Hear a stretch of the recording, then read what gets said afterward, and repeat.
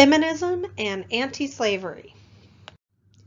So, continuing on with the abolitionist movement. In 1840, or I should say by 1840, we're seeing that the abolitionist movement has made some progress. But in fact, most white people really remained unmoved, and in fact, some didn't just oppose the abolitionist movement, they violently opposed it. Starting even in the mid 1830s, you have anti-abolitionist mobs going on rampages in the North. They would do everything from like disrupting anti-slavery meetings to beating and stoning speakers to burning homes of wealthy benefactors of the movement, and even vandalized free black neighborhoods. And this was like a wave of terror that actually drove a lot of free black people out of northern cities. Oftentimes, these mobs were really incited by local elites that had profitable ties to the slave economy of the South. Now, when it comes to the South opposing abolitionism, most of the time it took the form of like burning and censoring anti-slavery literature. Oftentimes they would offer like rewards for the capture of leading abolitionists to stand trial for allegedly inciting slave rebellions. And then they also just tightened their slave codes and the surveillance of free black people. And then you have, of course, in 1836, Congress passed the gag rule. And I've talked a little bit about this before, but just reminding you what it was. This automatically tabled any anti-slavery petition without any debate. All of this hostility, all of this violence that opposed the abolitionist movement is actually going to provoke William Lloyd Garrison, as well as many of his followers, into really believing that American institutions and values were basically fundamentally flawed. So Garrison and his followers are actually going to help form the New England Non-Resistant Society in 1838. This was very much based off of renouncing force in all human relationships. This was a bit more radical than abolitionism, and abolitionism was already seen as pretty radical in this day and age, because it basically renounced things like it rejected all coercive authority, it rejected human bondage, clerical support of slavery, it rejected male dominance, so thus it's kind of rejecting the patriarchal family. It rejected racial oppression of black people, and it even rejected the police power of government. Now the thing is, opponents of Garrison are actually going to be very frustrated by this, and they accused him of alienating the public because in this way Garrison has connected the entire anti-slavery cause with much more radical attacks against like traditional authority. However, what is actually going to cause a break and splintering of the American Anti-Slavery Society is women, and specifically Garrison's support for women. Women and women specifically wanting to be treated as equals in this movement. The thing is, feminism actually grew out of abolitionism, partly because so many women could draw parallels between their own exploited lives and the lives of slaves.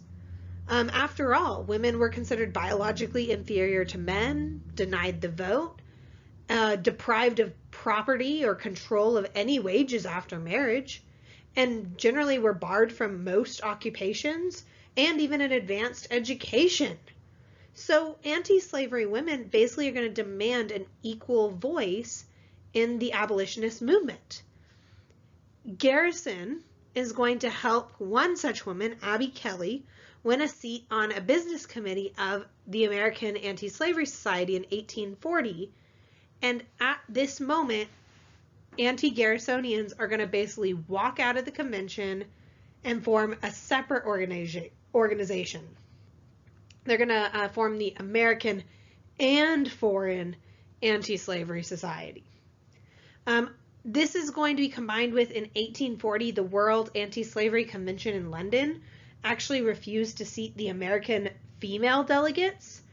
And these incidences combined basically to cause women, before they had been merely discontent, but now they're going to start having their own self-conscious movement that is going to try to work towards women's equality. Work is going to go slowly, though, because basically the feminist movement, the women's rights movement, is a movement within a movement. They were basically dependent on abolitionists for most of their followers, and so they were unable to do more than hold local meetings, and maybe they might sponsor an occasional speaking tour. And that being said, a lot of women were actually really sympathetic to the feminist movement, but did not join in because they were concerned that they might be shunned in their communities. Still, in 1848, you get the first National Convention of Seneca Falls in New York. At the Seneca Falls Convention, these women will come together and issue the Declaration of Sentiments and a call for full female equality. And they're actually going to call for the right to vote. They also identified the male patriarchy as a source of women's oppression, and they're going to define the goals of the women's movement basically for the rest of the century. Of all the things that they call for, the vote is really going to meet the stiffest opposition. Male legislators are going to refuse to budge. In this class, History 1301, we will not see women get the right to vote. You will have to see that in the second half of U.S. History 1302. But there are some successes for women in this time period leading up to the Civil War. Most of them are going to be in economic rights. So it'll be things like 14 different states would grant women greater control over property and wages. A lot of this was really a result of intense lobbying done by individual women, such as Susan B. Anthony. That being said, looking at the women's rights movement really did not attract broad support at this time. Women's rights were always really a minor concern when looking at all the reform movements of this time. Really quick, I always forget to define this, and I want to make sure everyone knows this. Feminism is the call for equality between the two sexes, or two genders, however you want to put it, although actually you can argue more about that. Anyway, if you're talking about men over women, that would be misogyny, and women being better than men is actually misandry. So a lot of people don't know some of those terms, so I always like to define them just really quick.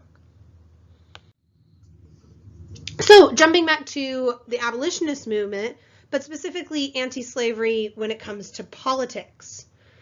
So we see the roots of this political anti-slavery in the petition campaign of the late 1830s. But still, a lot of white people did not show interest in the abolitionist movement. Really not until we get the gag rule, because white Northerners who had not shown any interest in abolitionism when it was like a moral crusade for Black people, basically now start taking an interest because the issue revolves around civil liberties of white people. And they were concerned about the South being a dominant political power. So now you start seeing petitions in the late 1830s, so in 1837 and 1838 more specifically, that are protesting the gag rule and the admission of Texas as a slave state. This is actually going to be, there's so much protest that it actually turns into an independent political party, the Liberty Party. They actually went on to run their own candidate in the presidential election of 1840. They don't even get 1% of the popular vote, but anti-slavery districts that were dominated by like evangelical New Englanders are going to elect several different anti-slavery congressmen from the Liberty Party. The party very much opposed any kind of expansion of slavery in the territories. They also condemned racial discrimination in the North as well as slavery in the South. And this actually won them the support of most Black abolitionists. The thing is, and actually I should mention, the National African American Convention in Buffalo would go on to endorse the Liberty Party. The thing is, African Americans really did want to assert leadership when it came to the anti-slavery movement. That oftentimes this movement rarely treated them as actual equals. One prominent, really dynamic and Black spokesman for the anti-slavery movement is going to be Frederick Douglass, pictured here. The thing is, he was really dissatisfied with a lot of Garrison's ideals of the abolitionist movement, including like Garrison's Christian pacifism, and Garrison generally was against political action. He more wanted to change social attitudes and said that politics will come later. Douglass breaks with this. Douglass is like, no, we need to actually like change politics now, assert, freedom for enslaved African Americans, and so much more. And so we're going to see Douglass broke with Garrison in about 1847. He would go on to found his own Black abolitionist newspaper known as the North Star. You also see Douglass butting heads with Garrison, so to speak, in 1851 when it came to the position of the Constitution. Garrison viewed the Constitution very much as a pro-slavery document, whereas Douglass viewed the Constitution as like a glorious liberty document that actually called for political war against slavery. Jumping back to the Liberty Party, though, the Liberty Party only ever elected one of its candidates to Congress, but it's really important all the same because it kept slavery at the forefront of national politics. We're also going to see the idea or concept of the so-called slave power come about during this time. This was the idea that there was this vast conspiracy of planters combined with northern lackeys that basically controlled the federal government and was plotting to spread slavery in all of the territories and basically subvert any kind of free institution that might oppose slavery. So once again, we're seeing that with the abolitionist movement, it's putting white, with the concept of the slave power, this makes white liberties rather than Black bondage the central part of Northerners' concerns when it comes to slavery.